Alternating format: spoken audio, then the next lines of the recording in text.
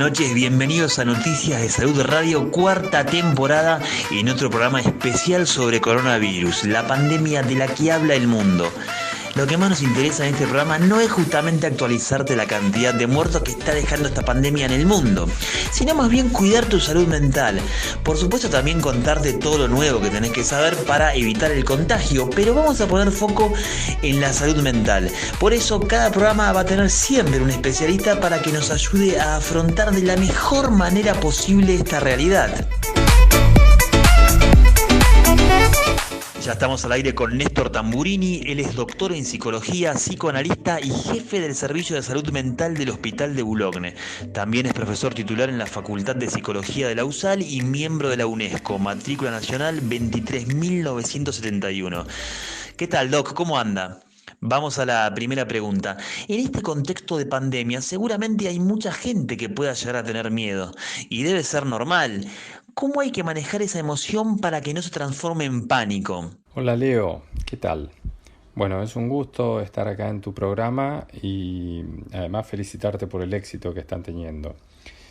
En primer lugar, respecto de tu pregunta, de lo que se trata es de tener en cuenta que la principal herramienta para que el miedo no se transforme en pánico es una capacidad elemental que tenemos los seres humanos y no la tiene ningún otro ser vivo sobre la faz de la Tierra, y es la capacidad de reflexionar.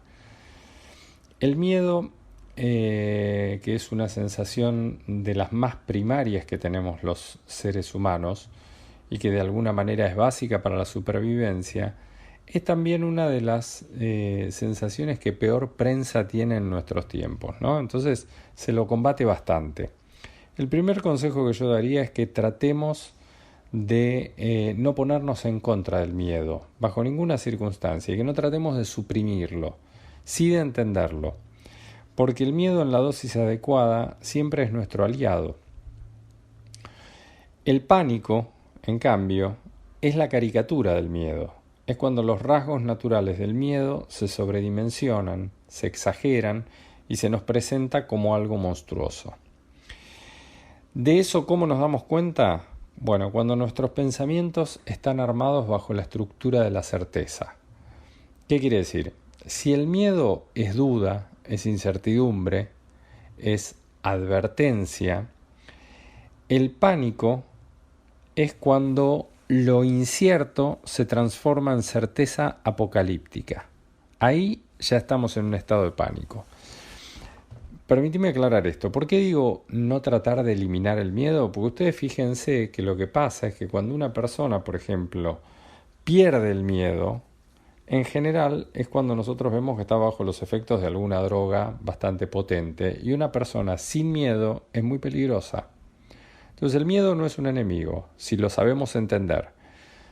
Si se transforma en pánico, ya ahí me pone en otra situación. Si el miedo me advierte, me dice tener cuidado con o ante algo, el pánico lo que hace es amenazarme, como les decía antes. Me paraliza o me lleva a huir sin saber bien de qué. Me hace creer que no hay salida.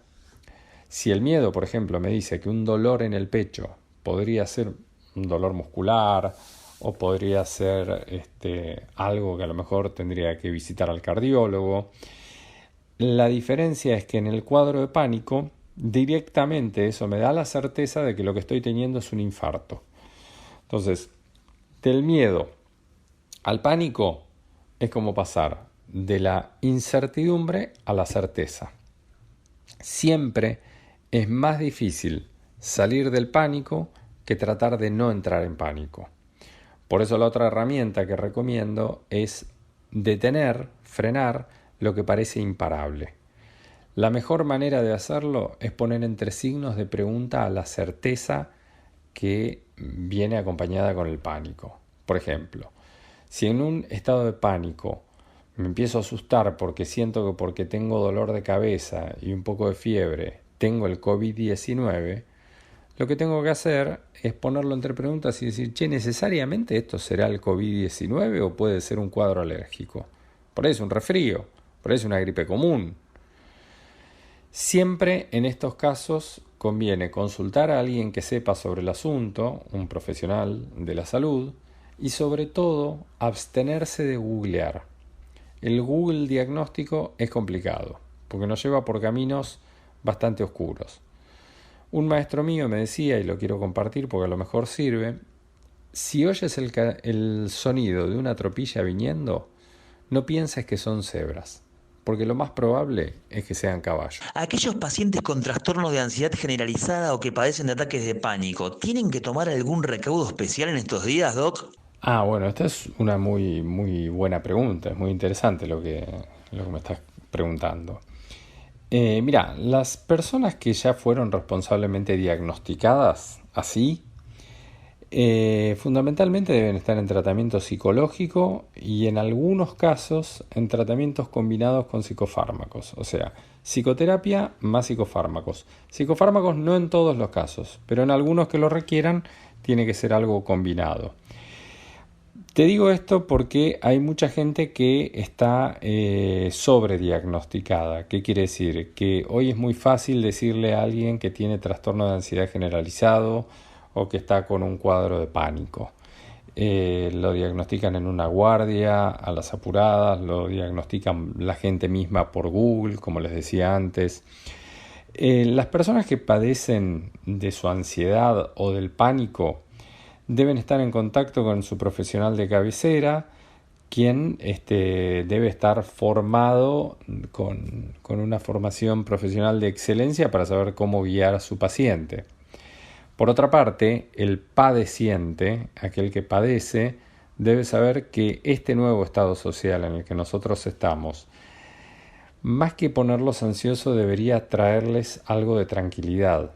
Porque esto de lo que se trata es de no exponerse, sino justamente de guardarse para después, para cuando la situación mejore un poco.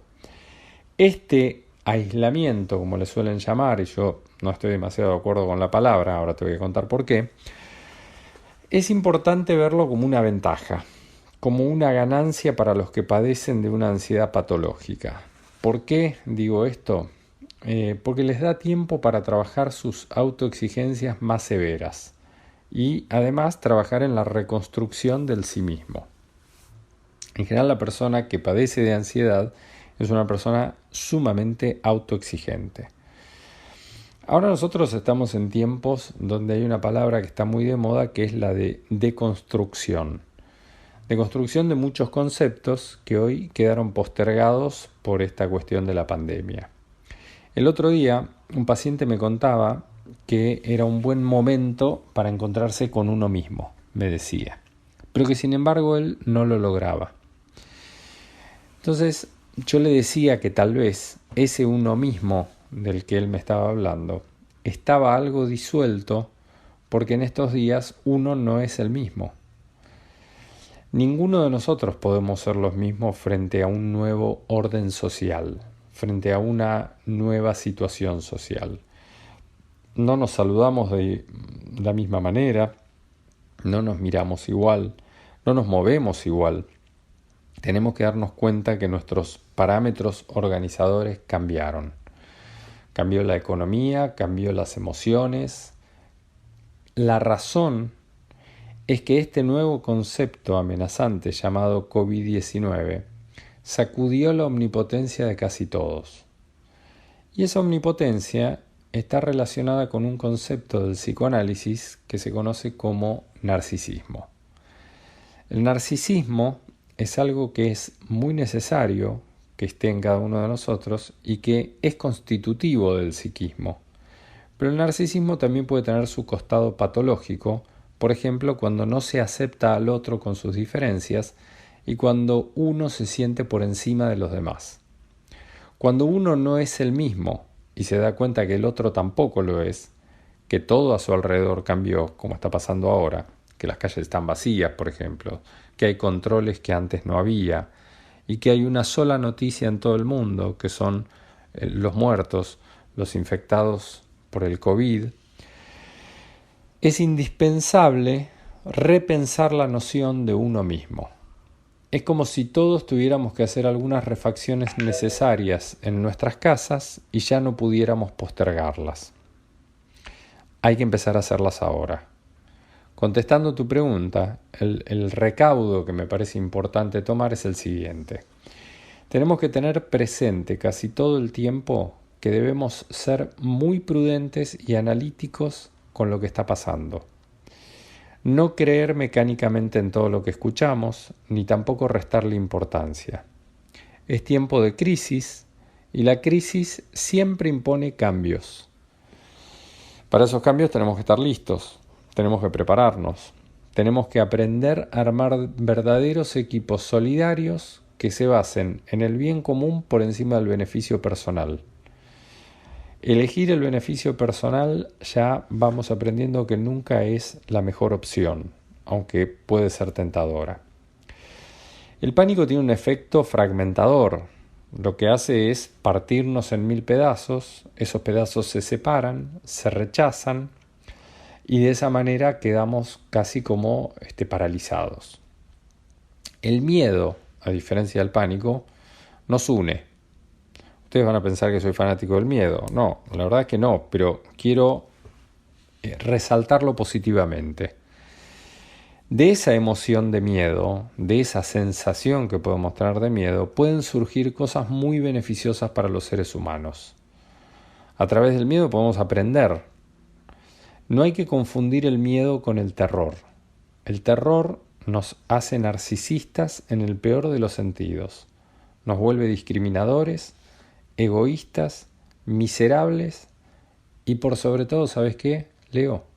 Nos pone dictadores. ¿Cómo manejo el tema de las noticias? Ver noticieros todo el tiempo con la cantidad de muertos, ¿me puede hacer mal? Mira, yo creo que los medios de comunicación son, para hacer una analogía, es como el tema de lo dulce y lo salado, ¿no? ¿Es bueno comer dulces? ¿Es bueno comer salados? La respuesta es de manera acotada y alternando con frutas, verduras, cereales, etc. Es decir, en su dosis justa, ¿no? Como decías vos. Cuando algo pierde su lugar de algo para hacerlo todo, ya sea dulce, salado, gaseosa o información, es nocivo para nuestro organismo. Los medios de comunicación deben ser un medio para comunicar, no un fin en sí mismo. Hoy me parece que se han transformado en un fin en sí mismo, es decir, la gente está escuchando todo el día comunicaciones que son prácticamente las mismas, a la mañana, al mediodía, a la tarde, a la noche. Hoy la comunicación nos penetra desde el aire que respiramos con aroma a Wi-Fi, ¿no? Tiene perfume a Wi-Fi la comunicación. Nos entra por todos los poros. Vivimos impregnados de información. Tanta información que no sabemos distinguir cuál es chatarra y cuál es de calidad. Demasiada información con escaso contenido. Eso es lo que está pasando hoy. Mi recomendación es elegir un medio de comunicación que nos resulte claro y que no se vuelva trágico todo el tiempo. Si la información que escuchamos o que vemos está centrada solamente en el número de muertos y el empeoramiento del cuadro, ese es un indicador para saber que estamos frente a un medio que vende chatarra. Es responsabilidad de cada uno dosificarla, la información. Lo que escucha y lo que ve. Un medio de noticias al día a mí me parece que es más que suficiente. Después, mi recomendación es a moverse, a leer un libro, a conectarse con el juego, con las mascotas, con el hogar, con los otros que viven con uno o con los otros que no viven con uno. Por último, Doc, déjame tus mejores consejos para sobrellevar este aislamiento social. Para pensar más herramientas, lo primero que te propongo es cambiar el concepto de aislamiento que se está manejando hoy. Te decía al principio de esta entrevista que no estoy de acuerdo con la palabra aislamiento. Aislarse es vivir en una isla, es estar solos y sin contacto con nadie.